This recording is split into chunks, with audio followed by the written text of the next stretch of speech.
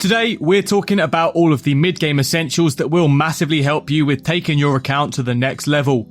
Most of my content is bossing and PvM focused, so whilst these tips will massively help you get into bossing, we're not diving into which bosses to fight or how to master any mechanics in particular.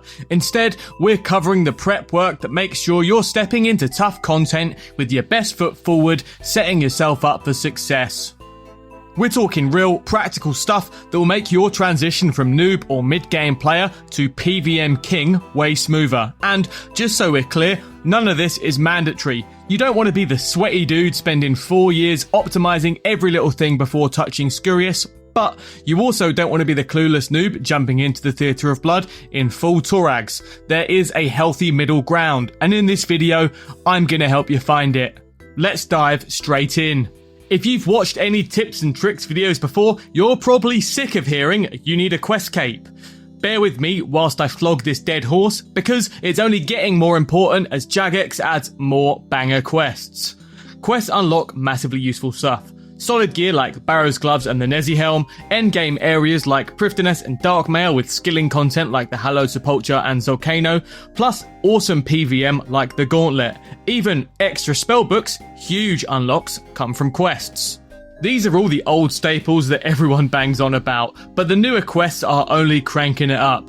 Moons of Peril requires a quest and drops the best mid-game gear for irons, steady money for mains, and literally hands you the resources to fight it, saving you money whilst you learn to PvM. Old School's newest quest, Final Dawn, gives the Arcan Blade. Think a Dragon Scimitar with a bigger stab bonus and a special attack that's like a mini Void Waker. It's the perfect budget raiding weapon, especially for Tombs of Amascut. Even skilling is getting some crazy upgrades. Veil Totem's fletching is ridiculous XP. It's even pretty fun and has some cool rewards too. With RuneLite's Quest Helper plugin, getting a cape has never been easier. It might look like a huge grind, but tick them off one at a time and I promise you'll get here faster than you think. Now that we've covered quests, let's talk about something everyone obsesses over that honestly doesn't matter that much. Saving up for crazy expensive gear before you even give content a go.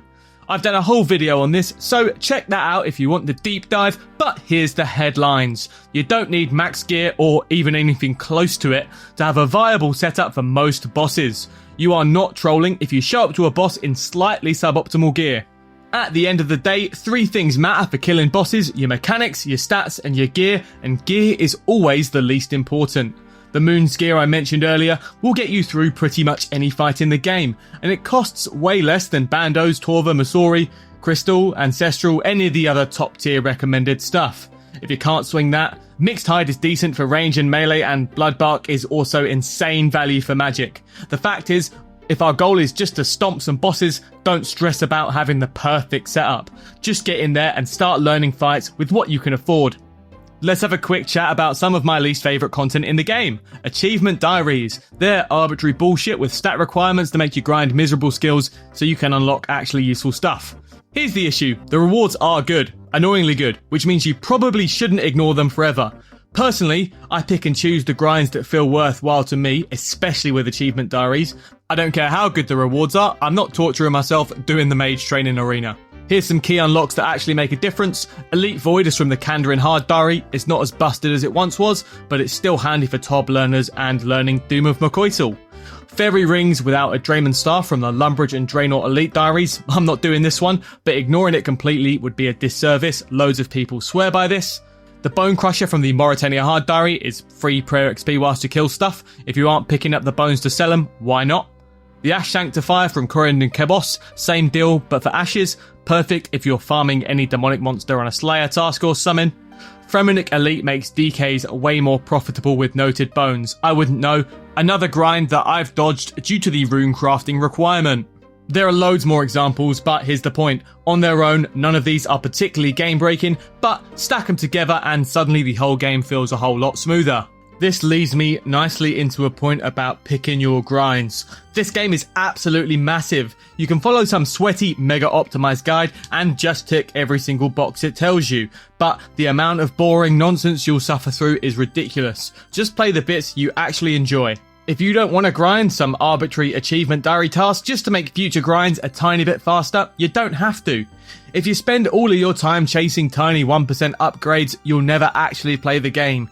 You'll end up like the Muppet I mentioned at the start, standing there in cracked gear that took months of skilling grinds to pay for, but completely clueless when it comes to killing an actual boss, because gear doesn't make you experienced, doing the content does. And look, it's RuneScape, right?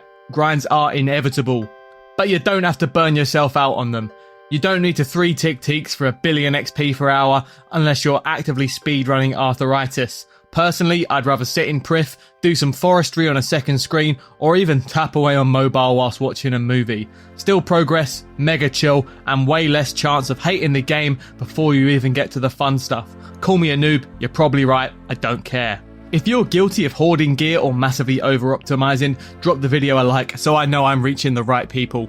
Let's hit something a little more combat focused. Combat achievements. These are a tiered reward system, from easy to Grandmaster, for completing boss-based challenges. Chasing Grandmaster, honestly, that's a grind you probably don't need to shoot for unless you're already cracked at the game, even if it is my personal end goal.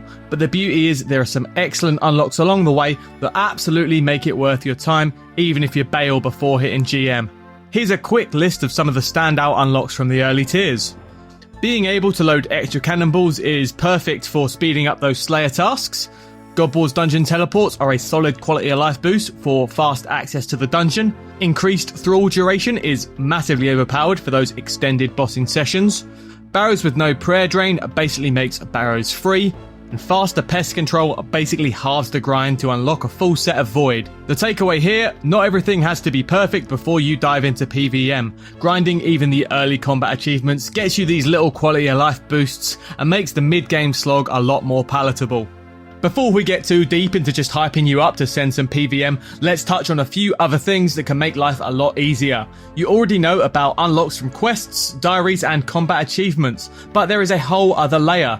Mini quests, mini games, untradeable boss drops and other related challenges. I'm talking about god cloaks, defenders, the fire cape, the quiver, fighter torso, upgrades to Ava's device. There is so much stuff to unlock. Some are solid mid-game boosts. Others are absolute endgame best-in-slot unlocks. The imbued god cloaks from Age Arena 2, literal best-in-slot magic cape. The fire cape from the fight caves. The closest thing you're probably going to get to an endgame melee cape anytime soon. If you're already doing the Inferno for the Infernal cape, congratulations. You should be making these videos, not me. Same deal with Ava's devices and the quiver. Ava's Assembler is pretty chill from Vorkarth, and the Quiver from the Colosseum is great aspirational content. They are the best and the second best ranged capes.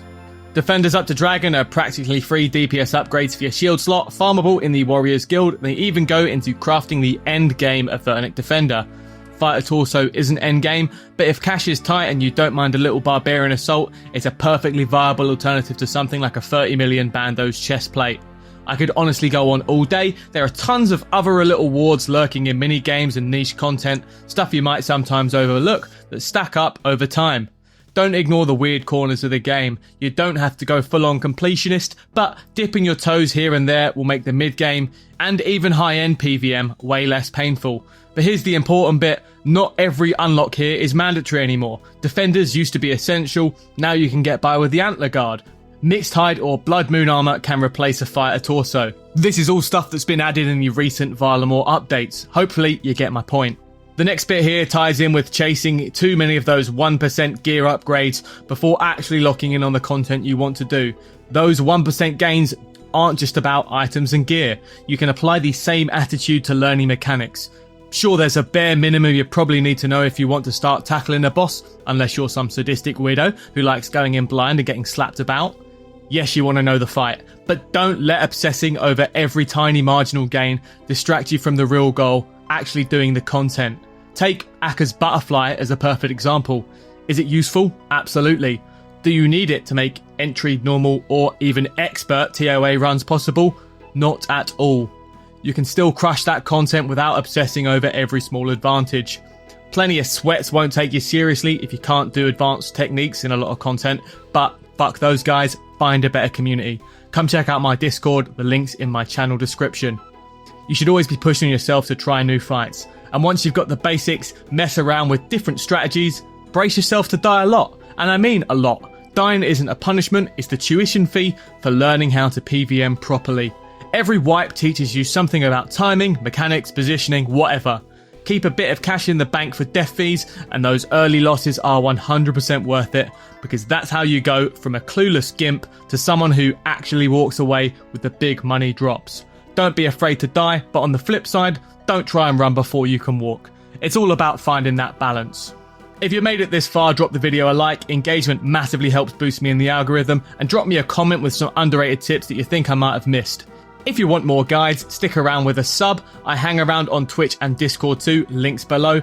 Big love to my channel members, you guys keep this channel alive. Thanks for sticking around, I'll see you next time.